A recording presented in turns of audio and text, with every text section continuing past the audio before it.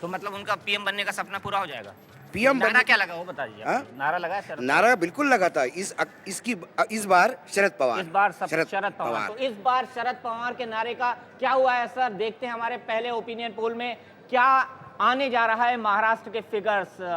वानखेड़े जी बिल्कुल उनकी सांसें थम सी गई हैं। देखिए ये आ गया है कांग्रेस और अलायंस का फिगर 26 सीटें, 22 सीटें बीजेपी और अलायंस की, तीसरा मोर्चा है नहीं, चौथा मोर्चा है नहीं, 0-0, 26-22 वही डिस्ट्रीब्यूशन है। 26 कांग्रेस की है, 22 वही डिस्ट्रीब्यूशन, यही डिस्ट्रीब्यूशन होगा। मतलब आप सहमत लग रहे हैं मोटे तौर पे?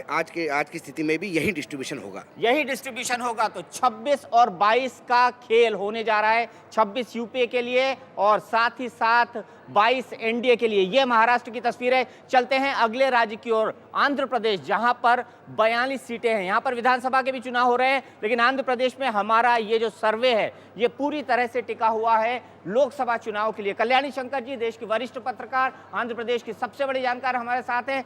जानते हैं कौन आगे रहेगा, क्या चंद्रबाबू का गठबंधन या कांग्रेस?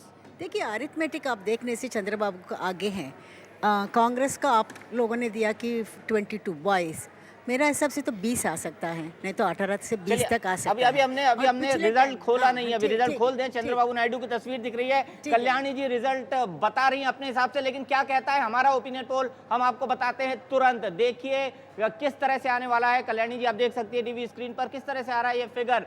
23 सीटें कांग्रेस और उसके एलाइज को, 0 सीट बीजेपी को, 18 सीट मोर्चा यानी टीडीपी इसमें शामिल है, सीपीआई सीपीएम इसमें शामिल है, और इसमें 14 सीटें चंद्रबाबू नायडू की है और अन्य यानी प्रजा राज्यम की 1 है। सीधे चलते हैं किशोर के पास।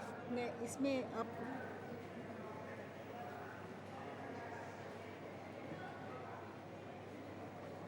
जी दीपक, ये जो ब्रेकअप आ रहा है यूपीए जो 23 सीटें बताई जा रही हैं उनमें कांग्रेस की 22 और एक मजलिस इत्तेहादुल मुस्लिमीन की, एआईएमआईएम की 1 सीट। इसके अलावा जो मोर्चे की यानी तीसरे वैकल्पिक मोर्चे की जो सीटें आ रही हैं 18, उनमें टीडीपी की 14, टीआरएस की 3 और सीपीएम की 1। ये इस तरीके से बनती हैं 18। एनडीए की आंध्र प्रदेश में कोई सीट नहीं और अन्य यानी प्रजा राज्यम, चिरंजीवी की प्रजा राज्यम की 1 सीट। दीपक, कितना सहमत है आप इस पोल से कल्याणी जी? आपको लगता है कि मोरलेस 19-20 यही पिक्चर होगा? 19-20 ये हो सकता है, लेकिन कांग्रेस को थोड़ा 2-4 कम हो सकता है। दूसरा चीज़ है कि पिछले टाइम यूपीए बनाने में आंध्र प्रदेश का बहुत योगदान था, यूपीए बनाने में और अपना स्टेट में बनाने में भी, क्योंकि टीडीपी का सुपड़ा साफ हो गया था। इस टाइम उतना डिफिकल्ट होगा क्योंकि तमिलनाडु और आंध्र प्रदेश दोनों से यूपीए का मिलना मुश्किल है। यूपीए का मिलना मुश्किल है। सीधे चलते बिहार की बात करते। बिहार, लोग कहते हैं कि उत्तर प्रदेश और बिहार से प्रधानमंत्री तय होता है, क्या इस बार कर पाएगा बिहार प्रधानमंत्री तय? बात करते हैं उर्मिलेश जी से। उर्मिलेश जी, बिहार में तो मतलब गड़बड़ झाला पे गड़बड़ झाला हो रहा है, यूपीए पूरी तरह से बिखर गया है। हालांकि हम आपको बता दें कि ये जो सर्वे हुआ है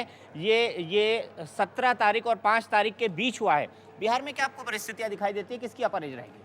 देखिए, बिहार में वाकई देश की जैसे तस्वीर उभर रही है गठबंधनों की, उसी तरह की तस्वीर बिहार में। और बिहार, मुझे लगता है बिहार शोज द वे, एक बड़ा मुहावरा है अंग्रेजी में कहा जाता है। मुझे लगता है कि दिल्ली में जो सरकार भविष्य में बनेगी उसकी नुमाइशी अगर एक देखा जाए, एक प्रतीक देखा जाए, तो कहीं ना कहीं वो तस्वीर बिहार में नजर आ रही है। सारे केवल गठबंधन नहीं बिखरे हैं, दलों के अंदर भी बिखराव है। आज नीतीश कुमार की सरकार के एक महत्वपूर्ण मंत्री ने इस्तीफा दे दिया जो डॉक्टर जगन्नाथ मिश्र के बेटे भी हैं। तो कुल मिलाकर ये दलदल केवल यूपीए में नहीं है, एनडीए में भी है और ऐसे ऐसे दलों में है जो न तो दोनों इन गठबंधनों के अंग हैं और न तो उनसे जुड़ना चाहते हैं। मेरा मतलब तीसरे मोर्चे की पार्टियों की तरफ है, वहाँ भी काफ़ी झगड़े हैं आपस में।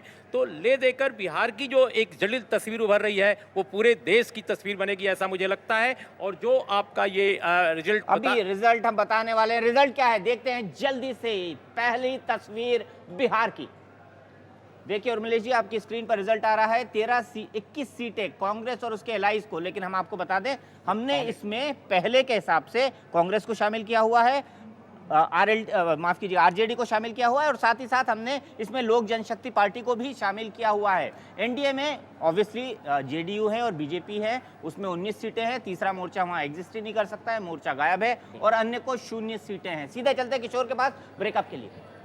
जी, यूपीए की जो अभी यहाँ पर जिसमें हमने यूपीए में आरजेडी और एलजेपी को भी माना है, तो कुल मिला के यूपीए की जो सीटें बन रही हैं 21, उनमें आरजेडी की 11, एलजेपी की यानी रामविलास पासवान की पार्टी की 6 और कांग्रेस की 4, ये मिला के बनती हैं 21, और एनडीए की 19 में 15 जेडीयू और 4 बीजेपी। दीपक, एक लाइन में क्या कहेंगे नए समीकरणों देखिए, के जो बाद? नया समीकरण है उसके हिसाब से मुझे लगता है ये लड़ाई बहुत कांटे की हो गई है और जेडीयू और आरजेडी के बीच में डिफरेंस जो है उतना अब नहीं रहेगा जैसा पहले। बहुत लोग समझ रहे हैं कि यूपीए के बिखरने से लालू को बहुत घाटा होगा, लेकिन मुझे लगता है कि अगर कांग्रेस ने खासकर अपर कास्ट के उम्मीदवार ज्यादा दिए तो इससे जेडीयू बीजेपी गठबंधन भी प्रभावित होगा और लालू आज की तारीख में हंस सकते हैं कांग्रेस की इस नीति पर। मुझे ऐसा लगता है। लालू हंस सकते हैं कांग्रेस की इस नीति पर, लेकिन दलों के बीच दलदल हो गया है। ऐसे में कीचड़ से कमल खिलेगा, संभावना कम है इस वक्त बिहार में। फिलहाल चलते हैं ब्रेक की ओर।